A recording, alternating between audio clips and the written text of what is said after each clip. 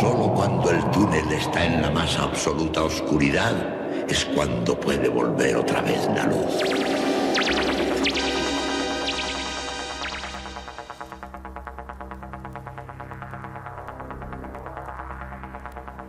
Estás entrando en el espacio en blanco. Una puerta a nuevas dimensiones de la existencia. Una nueva perspectiva sobre la realidad.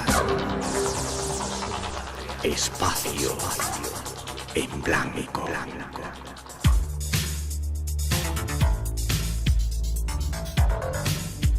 Una producción escrita y dirigida por Miguel Blanco.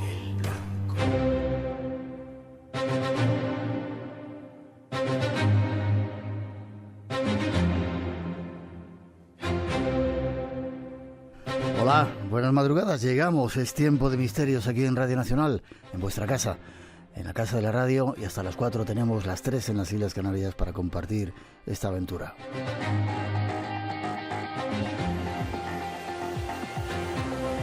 Luego ya comenzamos en directo, cuando son las 2 y 7, 1 y 7 en las Islas Canarias, y es siempre un placer estar juntos en esta aventura, como digo, hasta las 4, las 3 en las Islas Canarias. Apuntar el teléfono hoy y las redes sociales, que tenemos muchas cosas que contaros.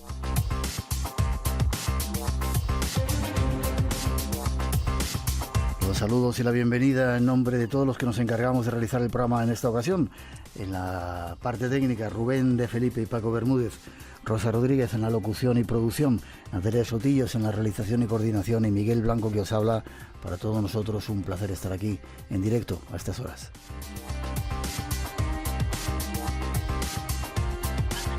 Y con los saludos para todos los que estáis ahora escuchándonos en directo, recordaros que tenemos una cita el próximo miércoles en la iglesia de San Antón. Vamos a hacer un programa especial desde la iglesia del Padre Ángel, miércoles 20 a partir de las 20 horas. Estáis todos invitados, habrá invitados sorpresas, habrá música y muchas más cosas. Ahí os esperamos. Será la segunda vez que un programa de misterios se hace desde una iglesia, algo histórico, y lo queremos vivir junto a vosotros. Nuestro teléfono de llamada gratuita esta noche, 900-137-137, el email espacioenblanco@rtv.es, las redes sociales, el Face y Twitter eBlanco Radio, y nuestro número de WhatsApp 652-035934. Ahí os esperamos. Bienvenidos a todos. Y sin perder más tiempo, ahí vamos con un avance de los temas que nos esperan esta noche, y como siempre la recomendación de que no os lo perdáis.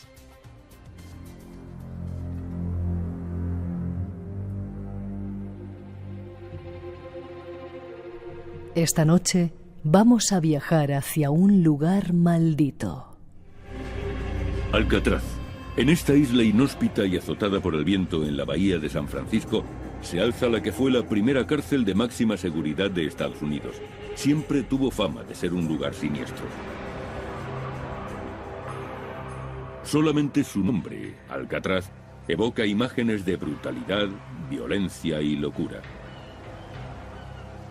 Ya en 1400 una leyenda de los nativos americanos afirmaba que estaba habitada por espíritus malignos. Alcatraz se convirtió en una penitenciaría federal en 1934 y muy pronto se la empezó a llamar La Roca. La Roca será esta noche nuestro primer destino.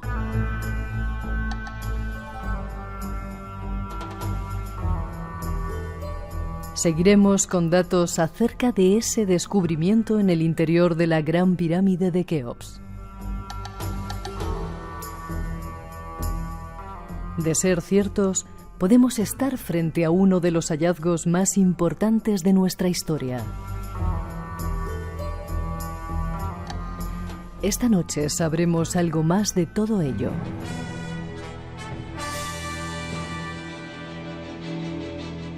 Ya tenemos todo listo. Partimos hacia una isla llena de misterios y, como siempre, eres bienvenido a nuestro viaje.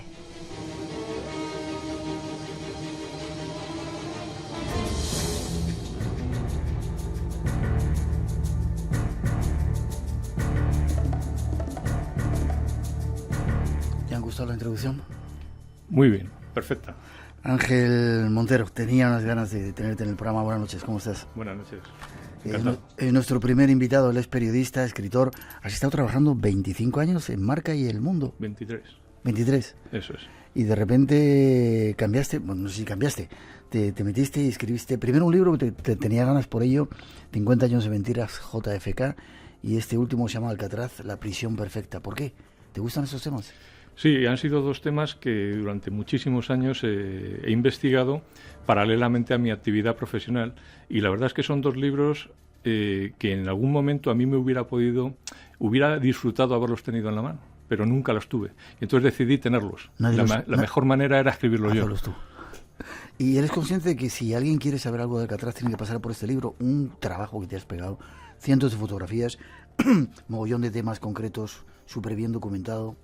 Sí, al final, yo creo que si se hace algo, esta labor o se hace, digamos, bien y se hace completa o no se hace. Es decir, estamos hablando de 29 años de un penal que bueno, es parte de la historia de Estados Unidos, pero es parte, digamos, de la cultura popular del mundo. Es decir, esto se ha inmortalizado con al menos cinco grandes películas. Fue una isla y un penal que causó muchos sufrimientos.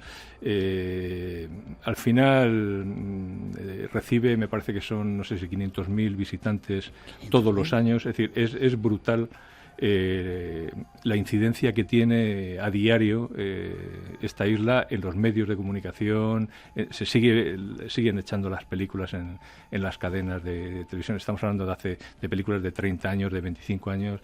Es algo que supera lo que es, digamos, la cultura popular, ¿no? Hay mucha historia dentro de Alcatraz y luego muchas veces nos quedamos siempre en lo mismo, ¿no? En la famosa fuga de Alcatraz, en alguna otra película, en algún fantasma que ha aparecido, pero realmente estamos hablando de un proceso histórico que llenó un momento determinado en la vida de Estados Unidos y que corrió paralelo, por supuesto, a la historia desde que los españoles llegaron allí, Juan Manuel de Ayala, hasta que se cerró en 1963 por orden de Robert Kennedy. Es una larga historia de vida y de muerte, ¿no? Esta noche vamos a intentar descubrirla, si te parece.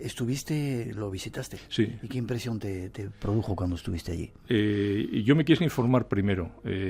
Quise estar un poco, no solo alerta, sino quise pisar sobre mojado, por decirlo así. Un poco ir precavido, pero impresiona, sobre todo lo que llaman las mazmorras españolas, la parte de los sótanos, las celdas de castigo. No adelantes cosas. Es decir, impresiona mucho. En algún sitio he oído que la gente entra montando barullo, como casi siempre cuando va de viaje, pero cuando llegan allí se hace un silencio uff, ¿qué pasa aquí? Cuando tú entras y pasas por las oficinas y ves como si los funcionarios se acabaran de ir a tomar un café. Ves las mesas de escribir, las máquinas... ¿Está todo allí? Todo está. Entonces las oficinas, los papeles, te da una sensación de que casi te están ingresando allí, vamos. Es una sensación espectacular. Bueno, pues con ayuda de nuestro invitado Ángel Montero Lama vamos a ver si descubrimos esta prisión y a ver, es que tiene mucha más historia de lo que parece Alcatraz.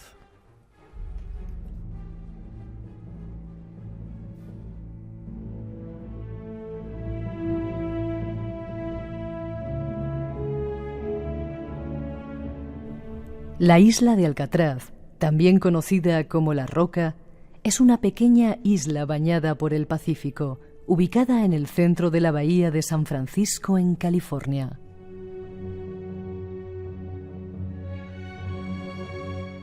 Alcatraz fue por primera vez documentada en 1775 por el explorador español Juan Manuel de Ayala, que la llamó la Isla de los Alcatraces. Aunque el descubrimiento de la bahía de San Francisco y las islas colindantes por los europeos se produjo mucho antes, en el año 1542.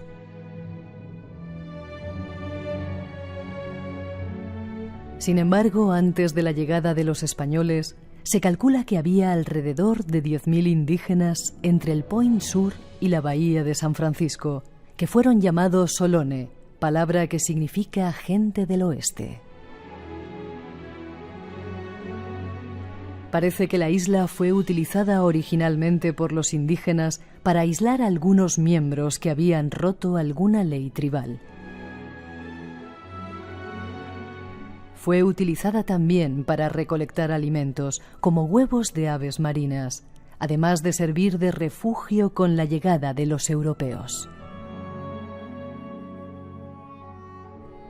Con la independencia de México, la pequeña isla de Alcatraz pasó de uno a otro propietario, hasta que en 1846 fue comprada por el gobierno de Estados Unidos por $5.000.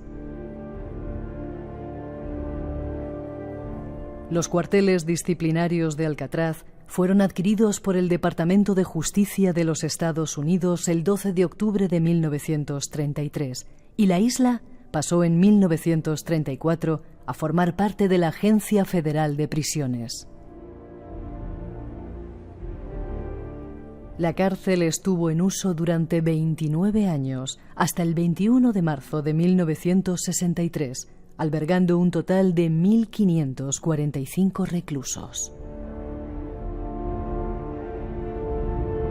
Son los primeros datos de este extraño lugar que hoy queremos explorar. Ahí están unos pequeños datos históricos de este asunto. Y en tu libro comienzas un poco la historia en 1540 en relación con Alcatraz. Bueno, en realidad, digamos que desde el descubrimiento de América, las siguientes expediciones españolas pasaron rápidamente a México y pasaron rápidamente a la parte del Pacífico, ¿no? Y, bueno, se intentó subir hacia arriba para conquistar nuevas tierras en nombre de la corona, pero también es curioso que llevaban dos objetivos, ¿no? Aquellos grandes navegantes, que eran gente culta, entonces eran gente que leían los bestsellers de la época, ¿no? Los libros de caballería. Entonces buscaban dos cosas más, buscaban conquistar tierras para la corona española, pero buscaban la ciudad de la Cibola. La Cibola era, por decirlo así, el Dorado del norte. Cuenta la leyenda que con la invasión musulmana de la península, 7 obispos abandonan sus diócesis, se van hacia el oeste de la península y desde allí parten en barco hacia el Gran Mar y llegan teóricamente a 7 ciudades míticas, por supuesto nunca encontradas, y una de ellas era la Cibola, y Cibola era una ciudad de oro y de piedras preciosas, ¿no? El Dorado del norte. Uh-huh. Y ese sería, digamos, el primer punto que buscaban. Y el segundo era lo que llamaban el estrecho de Anián. Marco Polo, en sus descripciones, en algún momento nombra a China como Anián. Entonces, ese estrecho, realmente, si no hubiera nieves perpetuas en el norte de Canadá, existiría. Es decir, de alguna manera, pues, digamos, sería... ¿El estrecho de Bering? No exactamente Bering. Sería entrando por las Aleutianas, Alaska, norte de Canadá y saliendo por el este por la península del Labrador. Uh-huh. Es decir, sería el corredor que pasaría Pacífico-Atlántico. Evidentemente, eso es imposible porque es puro hielo, ¿no? Pero fíjate digamos, hasta dónde llegaba la cultura popular de la época, que buscaba ciudades, buscaba nuevos paraísos, ¿no? De alguna manera, la economía de España en aquel momento era prácticamente de poco más que miseria, es decir, la riqueza la tenían unos pocos, ¿no? Pero fíjate a lo que íbamos de la cultura popular, la península de California, la isla, lo que es la península de California, aparece en las Sergas de Esplandián, en el Amadís de Gaula. Se cita, fíjate, estamos hablando del año 1500 y pico, es decir, en un libro de caballerías se cita California, por primera vez la palabra California, ¿no? Como una isla que está cerca del paraíso, ¿no? Claro, no una península. Lo leían aquí la gente. Entonces, es decir, los que iban allí lo buscaban, pero hasta otro ejemplo, cuando Magallanes llega a Argentina y ve a unos seres tan altos, que él les llega a la altura del ombligo, pues se acuerda del Primaleón, del libro de caballerías, y dice, estos son los patagones que decía el Primaleón, y efectivamente, y los llama, y de ahí viene el nombre de la Patagonia, ¿no? Al final, digamos, esos bestsellers estuvieron en la mente de estas personas, ¿no?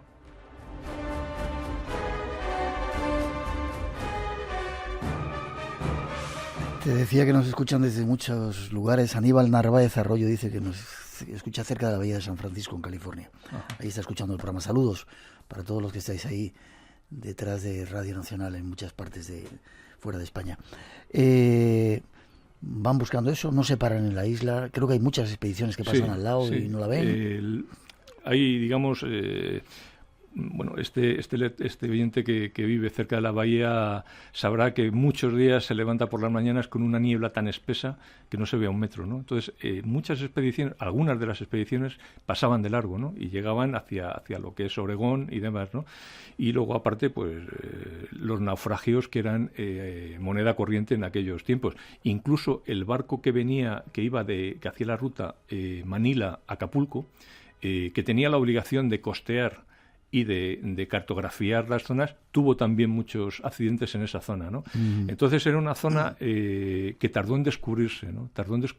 Sin embargo, los indígenas ya la conocían. Sí, es decir, al final ellos son los nativos americanos, ¿no? Es decir, que tanto lo que hemos hablado antes, los Solones y los Witoc, ellos vivían allí con bastante, desde hacía bastante tiempo. Pero no la utilizaban. El problema que tenía Alcatraz, tenía varios, digamos, problemas de poder vivir o de poder mantener una colonia fija, ¿no?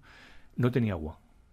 Y luego también es cierto que orográficamente, cuando se construye el fuerte militar, todos los grandes farallones que había de piedra, esos los vuelan. Es decir, ahora vemos una isla más o menos llana, está el edificio de Celda se ve en medio, pero es llana, tiene sus playas, pero antiguamente había muchos farallones. De hecho, en el diario de Juan Manuel de Ayala, que es el que le da el nombre a la isla de los Alcatraces, dice que va allí a recoger leña para fuego y demás, y que realmente ve que tiene muy difícil el poder atracar y se da la vuelta, ¿no? Es decir, que era una isla difícil de vivir. Incluso dicen que lo que antes estábamos comentando, de que de alguna manera se utilizaba como castigo, pero también como retiro espiritual. Allí los brujos, los grandes hechiceros pasaban temporadas ellos solos, ¿no? También se descubrieron algunas tumbas, es decir, que en algún momento quizá pudo haber alguna pequeña necrópolis, ¿no? Pero siempre estaba vinculada a los malos espíritus.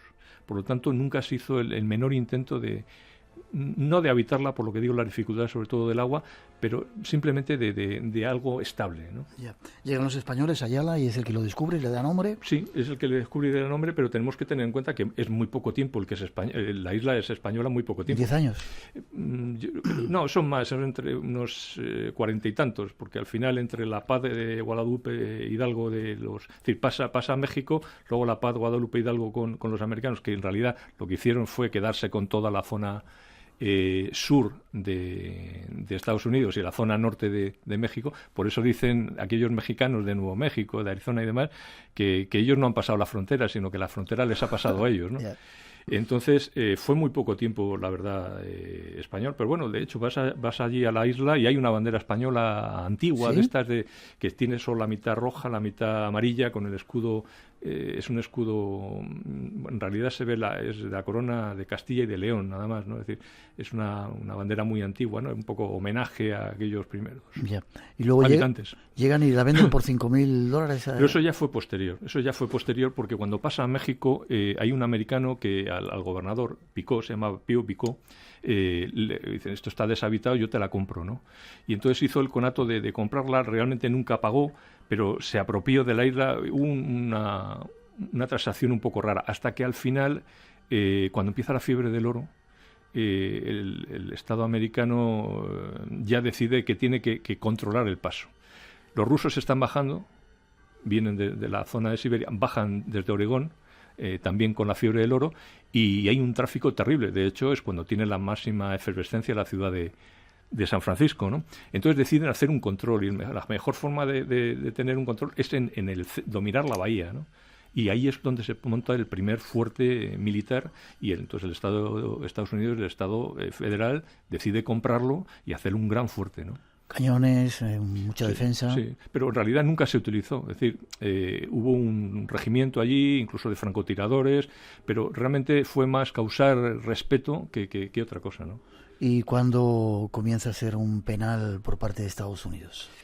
hay un momento en que deja de ser, digamos, pasa a seguir perteneciendo al ejército, pero pasa de ser, digamos, un cuartel, por decirlo así, a ser una prisión militar. Una prisión militar que, por lo que decíamos antes, no tiene agua, tiene unos costes muy elevados de mantenimiento, y llegó un momento en que el ejército se quiso desentender de ellos, ¿no?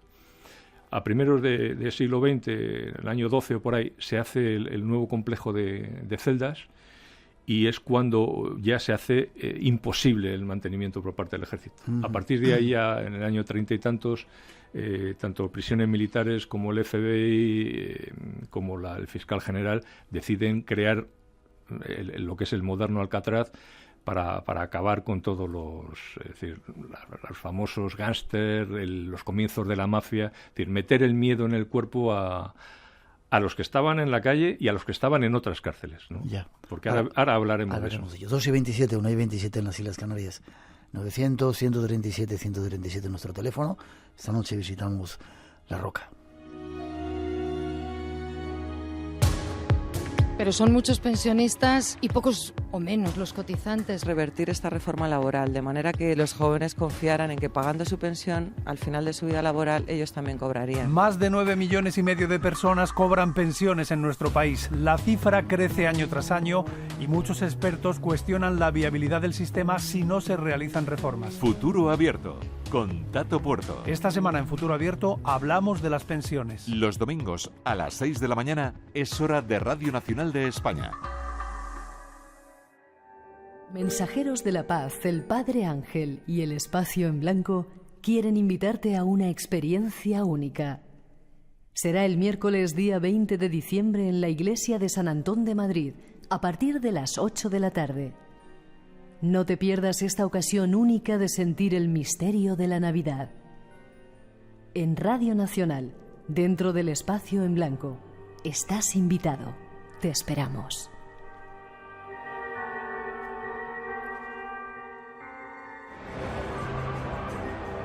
Esta isla de 9 hectáreas era un lugar inclemente. Necesitaban un lugar donde meter a los delincuentes más violentos y pensaron en esta isla. Los guardias de la cárcel no fueron elegidos al azar.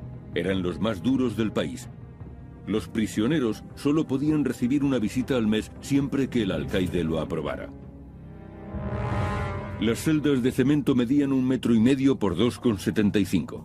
Además, a los presos no se les permitía hablar demasiado, y el aislamiento enloqueció a muchos. Alcatraz era el último recurso. Decidieron que aquí se sometería a los delincuentes más peligrosos.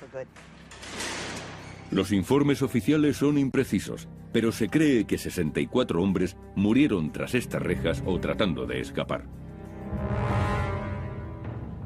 Cuando los presos empezaron a suicidarse utilizando cualquier cosa que tuvieran a mano, circularon rumores de que la cárcel estaba maldita. Algunos guardias pensaban que una celda de aislamiento llamada El Agujero era la residencia del mal. Ahora los vigilantes nocturnos hablan de ruidos extraños, de presos que corren, y aseguran que han oído a Al Capone tocar el banjo.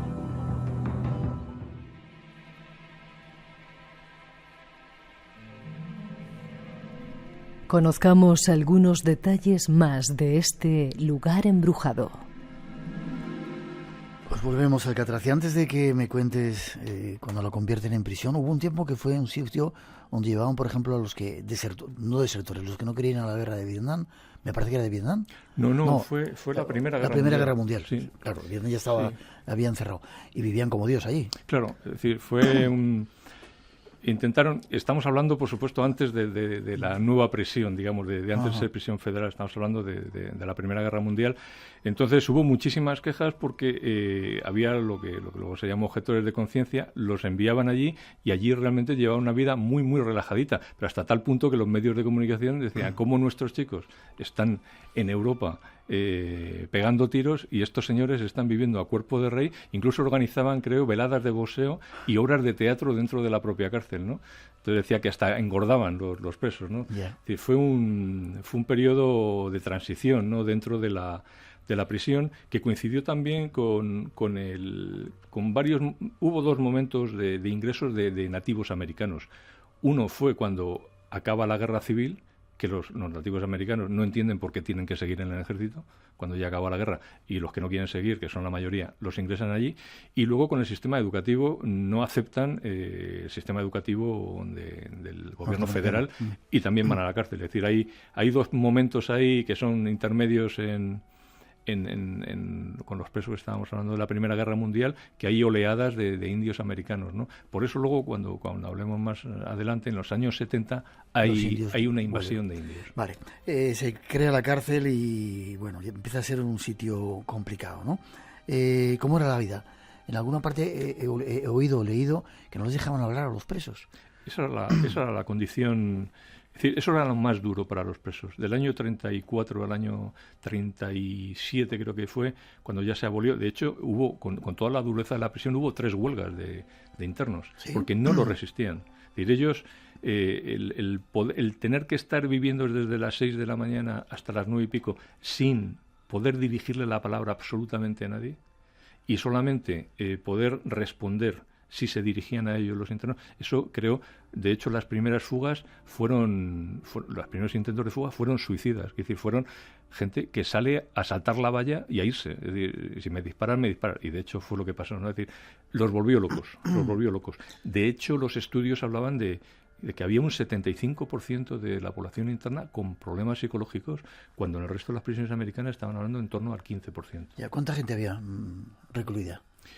En realidad nunca llegó a haber más de 300 y pico personas. Ya, ¿y eran los más malos de todos los malos o gente? Sí, es decir, los perfiles eran... la máxima que había en Alcatraz es: si te portas mal en la sociedad, pasa a la cárcel. Si te portas mal en la cárcel, pasa al Alcatraz. O sea, era lo peor de lo peor. Sí, es decir, tú, salvo excepciones, por ejemplo, Morton Sobel, que fue, ya hablaremos de él, es el único preso político que tuvo el penal de Alcatraz, salvo este hombre, que yo sepa, no hubo ningún otro caso de persona que fuera del juzgado, de la condena, a cumplir su pena en Alcatraz. Siempre eran los que provenían de otras cárceles. ¿Por qué?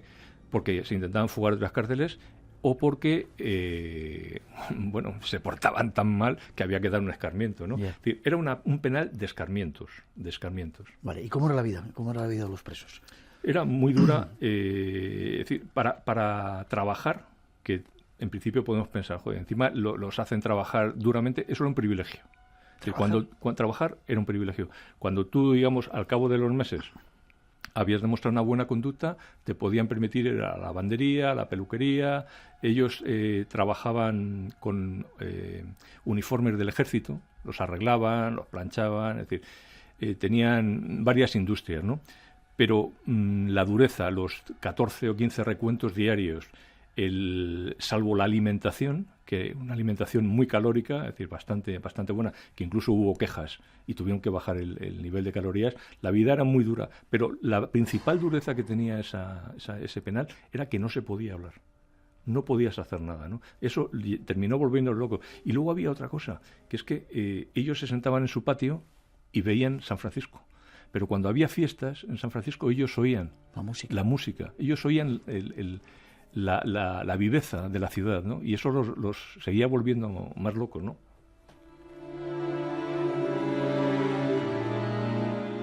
Nos escuchan desde Silicon Valley, al sur del área de la Bahía de San Francisco, Bob Baker, y en el condado de Santa Clara también, en San José.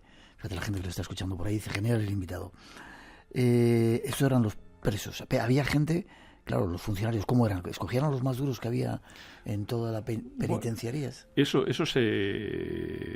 nunca se sabe si es parte de la leyenda o no. Es cierto que ellos tenían un plus. Es decir, la vida era muy dura también para ellos. La única vía de comunicación que tenían con el resto del mundo era el ferry, digamos, oficial, que era sobre todo el que traía alimentos, el que traía agua, y el que llevaba a los funcionarios cuando se querían irse al cine de San Francisco, ¿no? Entonces ellos tenían un plus porque ellos vivían dentro y la vida era dura, ¿no? Entonces también están allí sus familias, había unas condiciones serias, es decir, tú no puedes llevar a un amigo, no puedes llevar a una amiga, tiene que ser tu esposa, puede ser tu madre, es decir, hubo determinadas condiciones que hacían dura la vida para los funcionarios, pero ellos tenían un plus, ellos ganaban más dinero en Alcatraz que en otras cárceles. ¿Cómo era el bloque de las celdas? El bloque de las celdas, había 4, A, B, C y D. Cuando hicieron la reforma importante en el año 12, el B y el C los hicieron con un acero reforzado importante. En cambio, los laterales, el A y el D, se quedaron con el mismo, acabó el presupuesto y se quedaron con el mismo tipo de reja de hierro que había anteriormente, ¿no? Y eso provocó algunos intentos de fuga porque con una simple lima eran capaces de romper ese hierro, ¿no? Pero esos dos bloques laterales tenían lo que se llamaban las mazmorras, los que ellos llamaban las mazmorras españolas. Estas mazmorras, lo que eran en realidad, eran parte de lo que fue el cuartel. Es decir, en realidad eran unos pequeños almacenes a los cuales les pusieron rejas. Tenían una oscuridad total, había mucha humedad y los utilizaban como celdas de castigo. Al final, hasta tal punto, digamos, era cruel aquello que los metían por la noche. No tenían luz, las celdas totalmente, bueno, que no eran celdas, eran almacenes totalmente húmedos, las ratas les pasaban por encima, es decir, les volvían locos. Luego empezaban los rumores de que si había aparecidos, de que si había un soldado del siglo XIX que se paseaba por allí. De eso quiero hablar. Entonces, ¿los fantasmas? Los fantasmas, los primeros fantasmas de los que hay conocimiento eran precisamente soldados que se paseaban haciendo guardia, soldados vestidos con el uniforme del siglo XIX que se paseaban por lo que son las mazmorras españolas, ¿no? Y en algún momento en el patio por la noche dicen que vieron a un grupo de indios haciendo corro y cantando, ¿no? O sea, susurrando, ¿no? Luego el resto de los aparecidos, por decirlo así, normalmente fueron cuando ya cierra la prisión y ya empiezan al final allí no hay nadie, y empiezan a oírse ruidos por la noche los vigilantes y demás, ¿no? Se oye el baño de Al Capone, Metralleta Kelly fue uno de los famosos presos. Este hombre fue monaguillo. Dicen que le ven por la capilla de vez en cuando su sombra se ve que pasa por allí. Alvin Karpis también dicen que le ven en la panadería. Es decir, hay una serie de personas, digamos, constantes que se repiten esos nombres, ¿no? Pero en realidad, lo más famoso, por decirlo así, del tema fantasmas es cuando ya la prisión se cierra, ¿no? De hecho, hay un par de fotografías curiosas, una hecha en el locutorio de las visitas. Ellos no tenían contacto físico con los internos en la visita. Tenían un cristal que tenía 9 centímetros y tenían una pequeña ventana de 25 centímetros de lado cuadrada. Entonces, en el año 2014, un matrimonio inglés hace una fotografía allí y aparece una cara en la foto. En el cristal, ¿no? Entonces, bueno, se piensa que puede ser un reflejo, pero lo cierto es que mirando esa cara, ese vestido, ese gorro, se ve que es una persona, pues de mediados, principios del siglo XX, ¿no? Es decir, que no se cuadra mucho, ¿no? Luego hay otra fotografía, abajo, según entras, hay un camión antiguo, de primeros de siglo, y hay una fotografía de un señor que la hizo tranquilamente y apareció una señora dentro del camión. Y se puede ver en internet esa fotografía. Este hombre jura y perjura que allí no había nadie porque este hombre parece ser que era un enamorado de los vehículos y que lo miró por dentro y lo miró por fuera y cuando hizo la foto allí no había nadie, ¿no? Es decir, son los dos elementos, digamos, más destacados, ¿no? ¿Hay algún lugar donde haya alguna marca de una mano con sangre? Sí. Lo que pasa es que al final es difícil saber, nadie ha concretado nunca ese origen. En principio está debajo, digamos, donde estaban las famosas mazmorras españolas, está encima del cerco de una puerta y parece ser que en un principio había allí algunos rastros de sangre que podía ser una mano, pero luego se empezó a decir que daba buena suerte cada vez que algún interno pasaba por allí o algún funcionario el tocarlo. Sí. Entonces aquello se fue, digamos, haciendo una masa. Supongo que alguien también ayudaría con pintura, con lo que fuera, y de hecho ahora se ve una mano que, bueno, se ve que no es sangre, pero bueno, impresiona, ¿no? Impresiona porque está en una pared y porque cuando tú vas allí y ves lo que hay, encima te encuentras esa mano, pues te impresiona, ¿no? 2:40, seguimos adelante. Hay muchas más cosas más que contar. 1:40 en las Islas Canarias. Después de esa introducción, seguimos. Fabricaron lanchas salvavidas con impermeables robados y pensaron en el modo de eliminar su rastro. Tuvieron que colocar algo realista en las camas para que pareciera que estaban durmiendo. Hicieron cabezas de papel maché y abrieron agujeros en las paredes de sus celdas con relativa facilidad. La cárcel había sido construida 20 años antes y el agua salada que se filtraba a través de los muros y de las cañerías había erosionado el cemento. A los guardias les sorprendió lo fácil que les había resultado picar los muros con cucharillas. El 11 de junio de 1962, Morris y los hermanos Anglin atravesaron los muros de sus celdas y empezaron a trepar por el conducto de ventilación. Subieron hasta que alcanzaron el último obstáculo, la tapadera metálica del conducto. Era como una rueda de tren. Después cruzaron el tejado y se deslizaron por un canalón hasta llegar al suelo. En el agua unieron sus artilugios flotantes, fabricados con impermeables, y se alejaron sobre ellos.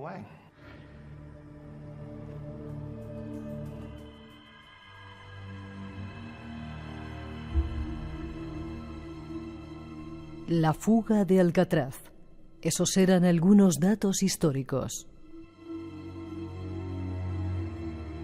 Nuestro invitado nos da más detalles. Decimos fuga, pero no fue fuga. Según tu libro, 14 intentos de fuga hubo de Alcatraz.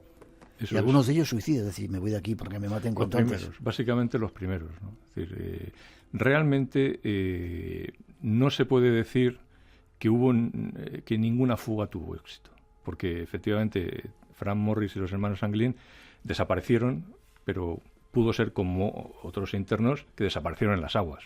Yeah. Estamos hablando de aguas de 12 grados, corrientes muy fuertes. Entonces, en el caso concreto de esta fuga, la 13ª, la famosa fuga de Alcatraz, la de la famosa película de Clint Eastwood, que fue en el año 62, en junio del 62. Déjame que escuchemos un fragmento, ¿te parece que lo tenemos preparado? Vamos a ponerlo. Espera. Creo que sé cómo salir de aquí.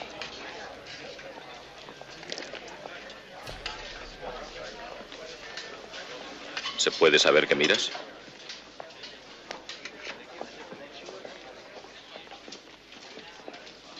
He encontrado la forma. Las paredes de la celda son muy viejas y el aire húmedo ha reblandecido el hormigón. El salitre está oxidando el metal. Con un corta uñas he rascado junto al enrejado del aire acondicionado. Creo que en poco tiempo podré sacar la rejilla, ensanchar el agujero y llegar por ese conducto al pasillo de la parte superior. Quizás hasta pueda llegar al tejado. ¿Y cómo ocultaremos el agujero? Podemos arrancar unas cuantas páginas de anuncios de las revistas. Nadie las echará en falta. Pintamos una rejilla parecida y tapamos el agujero.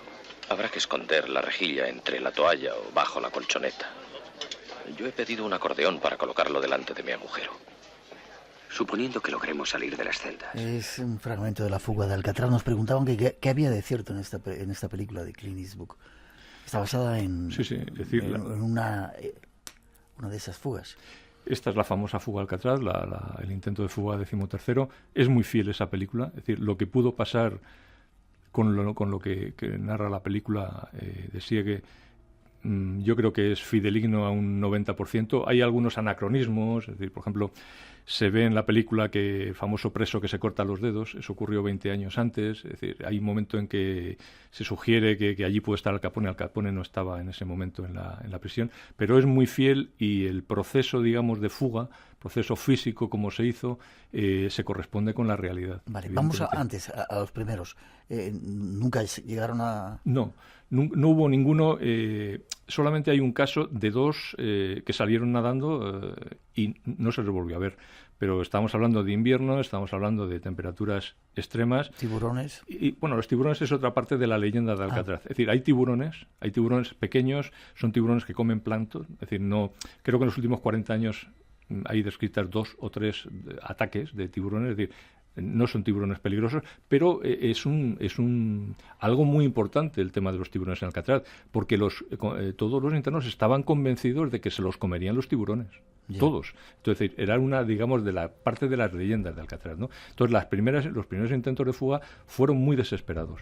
Pero cuando ya la ley del silencio se queda fuera, empieza, digamos, la maquinación, ¿no?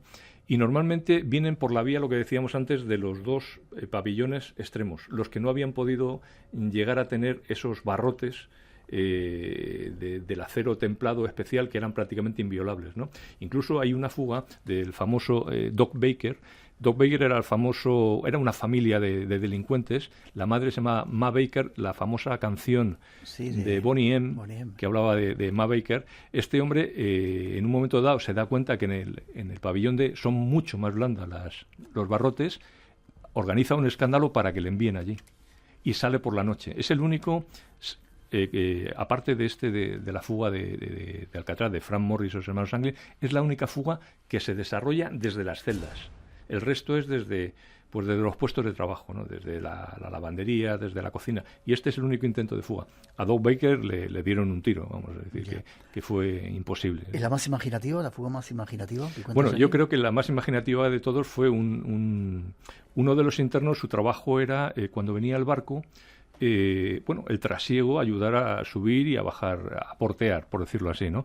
Entonces, lo que antes comentábamos, los internos trabajaban mucho con el ejército, planchar, lavar uniformes, poner botones y demás, ¿no? Entonces, este hombre lo que hizo se hizo con un uniforme y se metió en el barco con su uniforme. ¿Sí? Y se metió allí tranquilamente. Pero claro, el uniforme era un poco distinto al resto de uniformes que llevaban, pero nadie se dio cuenta, salvo una persona. Entonces esa persona lo que hizo fue contarlos, los militares que había allí, y le sobraba uno. Entonces, bueno, cuando llegó allí a la bahía de San Francisco, pararon a todo el mundo, empezaron a hacer averiguaciones y allí estaba este hombre. Y le pillaron. ¿Y la última fuga? ¿Esa sí resultó ser...? No tuvo éxito, pero sí demostró una cosa. Demostró que se podía llegar a nado a la bahía de San Francisco. Fueron 2 internos y el que llegó se llamaba Paul Scott. Este hombre nadó hasta la misma playa en San Francisco, perdió el conocimiento, pasaban unos adolescentes por allí hay un cuartel, se llama el Presidio. Bueno, lo llamaron a los militares, lo recogieron, lo llevaron a un hospital militar, le reanimaron y esa noche ya durmió en Alcatraz. Estamos hablando de que esa fuga se desarrolló tal día como hoy, ya es 17 de diciembre, hace hoy 55 años. Y el cierre del penal fue en marzo. Estamos hablando de que duró el penal prácticamente 4 meses más. ¿Por qué? Se demostró que el penal ya, para lo que se había hecho, ya no valía. No era tan inviolable, ¿no? Ya no era inviolable. Vale. Tu libro... el prólogo lo hace David Meca, sí. Y él demostró que se podía ir nadando, ¿no? Sí, Fue una de muchas hazañas, ¿no? Sí, sí. De hecho, él fue un momento en que le había suspendido la FINA por un falso dopaje. Entonces él hizo varios cruzó el estrecho de Gibraltar, es decir, hizo varias heroicidades, por decirlo así, y uno de ellos fue esto. Él se puso unos grilletes en los pies y demostró que se podía ir nadando. Estamos hablando también de David Meca, campeón del mundo de natación de fondo, es decir, estamos hablando de un señor que ganó el campeonato del mundo varias veces de 50 kilómetros en aguas abiertas. Es decir, estamos hablando de un superatleta, ¿no? Pero él demostró que se puede hacer, ¿no? Ya. Preguntan si es cierto lo narrado en la película La Roca de Sean Connery y Nicolas Cage. No, es una película, no tiene absolutamente nada. Lo que ha pasado muchas veces cuando ya la prisión se cerró es que ha servido de marco para películas, para actuaciones, para muchas cosas, ¿no? Es un marco ideal porque permite, como esta de La Roca, preparar una invasión cinematográfica, es decir, da mucho juego visual, ¿no? El último tiempo ya no había tantos mafiosos, acabaron con todos ellos y parece que era la población afroamericana, los negros, lo que el mayor porcentaje, ¿no? Sí, la verdad es que había muchos. Si empiezas a mirar la lista de los presos, ahora al vamos final, a hablar un poquito de ellos. Pues ellos distinguían entre le llamaban, no me acuerdo exactamente, era anglosajón o caucásico, negro, mexicano, hispano. Es decir, hacían varias distinciones, pero llegó un momento en que, digamos, porque el tema del casterismo bajó muchísimo de tono, pues que realmente los afroamericanos, los mexicanos, incluso hasta filipinos, pues era una población, llegó un momento en que era casi mayoría, vamos. 2:50, 1:50 en las Islas Canarias, seguimos adelante. Esta noche, en Espacio en Blanco, Al chocar esos rayos cósmicos con los átomos de la parte superior de la atmósfera terrestre es cuando se producen los muones, aunque hoy día los científicos ya han logrado y lo hacen también en laboratorio, pero esos son los que nos están bañando, los muones y neutrinos que se producen ahí y atravesándonos constantemente aunque estemos bajo techo. Y esto además plantea un enigma muy importante para la ciencia, porque no se sabe realmente cuál es el influjo que provoca sobre nosotros estas pequeñas partículas cósmicas.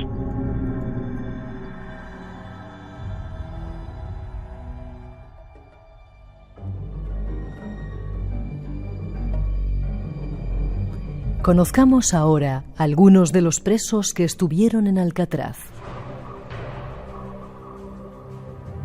Varias décadas más tarde, en los años 30, una nueva clase de delincuentes controlaba las calles del país, los gángsters. Y las autoridades necesitaban un lugar donde encerrarlos. Trasladaron a los más problemáticos a la prisión de Alcatraz. Uno de los convictos más famosos fue Robert Stroud, condenado por asesinato. Se le conoció como el pajarero de Alcatraz, ya que en la cárcel comenzó a mostrar fascinación por los pájaros. Crió alrededor de 300 en su celda e incluso escribió 2 libros sobre el tema. El gángster Al Capone, uno de los delincuentes más buscados de su época, fue el preso número 85 de Alcatraz. El aislamiento le provocó un declive físico y mental del que nunca se recuperó. El extorsionador James Whitey Bulger, actualmente uno de los 10 fugitivos más buscados por el FBI, también cumplió parte de su condena en La Roca.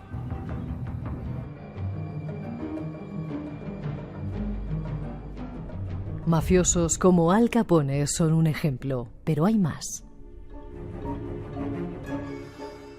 Últimos minutos, luego si te quedas un ratito más hablamos de Kennedy, que es otra de tus especialidades. ¿Qué presos famosos hubo en Alcatraz, aparte de Al Capone, que acabó hecho polvo, ¿no? Sí, él tenía sífilis. Ya cuando entró, estaba enfermo de sífilis y se vino abajo rápidamente, ¿no? Él tuvo algunos, digamos, enfrentamientos al principio a demostrar lo gallito que era y lo importante que era, pero se vino abajo rápidamente y empezó en un declive físico y mental rápido. Es decir, que dicen que él mismo le confiesa al alcaide en un momento determinado que Alcatraz le ha diluido, acaba con él, ¿no? ¿Tocaba el banjo? Él tocaba el banjo, es decir, hay un momento en que ya la prisión se abre un poquito, se relajan las normas y se permiten en las horas... Mira, lo oímos tocando el banjo. Él le permiten que la gente sus aficiones las pueda desarrollar, como ya cobran su dinerito por el trabajo, pues pueda comprar cosas. Hay quien compra instrumentos musicales y hay quien compra material para pintura, para sus caballetes y demás, ¿no? Y este hombre su afición era el banjo. Por eso una de las cosas que se dice es que se sigue oyendo en las duchas, se sigue oyendo algunas veces el banjo de Al Capone. ¿Ponías mala cara cuando estábamos haciendo ese resumen del hombre de los pájaros? Sí, es decir, ahí lo que pasa es que hay un poco de leyenda con el tema de Robert Stroud y un poco la leyenda viene a raíz de la película de Burt Lancaster, El hombre de Alcatraz. En realidad, Robert Stroud nunca tuvo ningún pájaro en Alcatraz. ¿No? Nunca. Él precisamente, digamos, por decirlo así, le cierran el chiringuito en su prisión anterior, le quitan todos los pájaros y le mandan a Alcatraz. Es decir, él nunca tuvo ningún pájaro en Alcatraz. Y de hecho se pasó una buena parte del tiempo en el bloque de castigo y en el hospital. Es decir, era un tipo bastante problemático. 2 minutitos antes de hacer la pausa, Metralleta Kelly también estuvo por ahí. Metralleta Kelly fue, digamos, era el perfil perfecto del prototipo de gángster, de atracador, ¿no? Hasta tal punto que su mujer, de regalo de boda, le regala una metralleta Thompson, ¿no? Entonces, ¿En el regalo de boda? En el regalo de boda fue una metralleta, y este era absolutamente sanguinario. Pero cuando va a Alcatraz, cuando le llevan a Alcatraz, se convierte en un preso modelo. Hasta tal punto que hace el camino contrario. Otros iban de cárceles a Alcatraz. Este va de cárcel a Alcatraz y de Alcatraz vuelve a una cárcel normal, ¿no? Está unos años. De hecho, era el monaguillo de la iglesia, de la capilla de allí, ¿no? Chofer de Bonnie and Clyde también es otro de los que estuvo por allí. Alvin Karpis es una persona importante. Alvin Karpis es curioso porque fue el preso que más tiempo estuvo, 26 años. Cuando salió de Alcatraz fue a otra prisión y cuando salió libre se vino a Torremolinos. De eso sí, ¿vivió aquí? Vivió aquí, no se sabe decir los contactos que pudo tener, pero él estuvo viviendo del 79 al 99 en Torremolinos. Y nadie sabía que había sido un tipo súper peligroso. No, es decir, yo creo que él tendría algún, primero, de los grandes robos que hizo y grandes secuestros que se sabe que pagaron rescates, él debía tener dinero escondido en algún sitio y algún socio, pero se vino aquí y aquí llevó una vida más o menos discreta, pero bueno, no se privó de nada, pero llevaba una vida discreta, ¿no? Y un buen día, al cabo ya tenía el 73 años, un día de verano, pues apareció muerto, ¿no? Fue curioso además porque nunca se le hizo la autopsia. ¿No? Nunca se hizo la autopsia. Le enterraron en el cementerio de San Pedro en Málaga y al cabo del tiempo los americanos se dieron cuenta que el enemigo público número uno pues se había muerto en España y intentaron recobrar el cadáver. Habían pasado tanto tiempo que al final fue al osario común, ¿no? Es decir, no pudieron recobrar nada, pero allí estaba en el cementerio de San Pedro, ¿no? De hecho, me he equivocado porque murió en el 79. Él estuvo del 72 al 79 en Torremolinos. ¿Y el chofer de Bonnie and Clyde en 30 segundos? Sí, al final, este era un elemento, digamos, era un segunda fila. Nunca fue una persona importante y fue de los que cogieron cuando las grandes redadas donde murieron Bonnie and Clyde, que las balaceras aquellas acabaron con ellos. Floyd Hamilton era un medio delincuente, un medio gángster, pero que tuvo la mala fortuna de portarse mal en otras cárceles y acabó en Alcatraz, ¿no? Es decir, fue, digamos, de los más significativos, ¿no? de Alcatraz, ¿no? Luego te pregunto, en la segunda hora, ¿quién fue el peor de todos? Sí.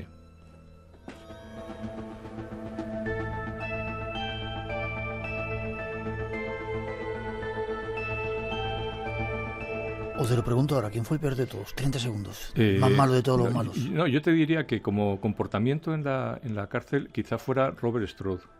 Fuera Robert Strode. Hay una anécdota. Dicen que en un momento determinado empieza a gritar que necesita un médico. Sí. No le hacen caso porque ya ha ido el enfermero. Y organiza una especie de revolución entre los internos. Empiezan a gritar, empiezan a tirar papeles, empiezan a quemar papeles. Y eso cuesta a varios internos llevarles al agujero. Y uno de los Déjalo ahí porque tengo que despedirme. Luego lo cuentas en el segundo, ¿vale? Estupendo. Hemos de hacer una pausa. Llegan las noticias de las 3, las 2 en las Islas Canarias. Enseguida regresamos. En nuestra segunda hora nos vamos a la pirámide y otras cuantas sorpresas que esperan. 900-137-137 nuestro teléfono por si queréis intervenir. Nos vayáis, todavía tenemos mucho que contaros, incluso descubrir alguna historia de JFK con esos últimos papeles que han salido. Nuestro invitado es un experto. Enseguida regresamos, el Espacio en Blanco continúa.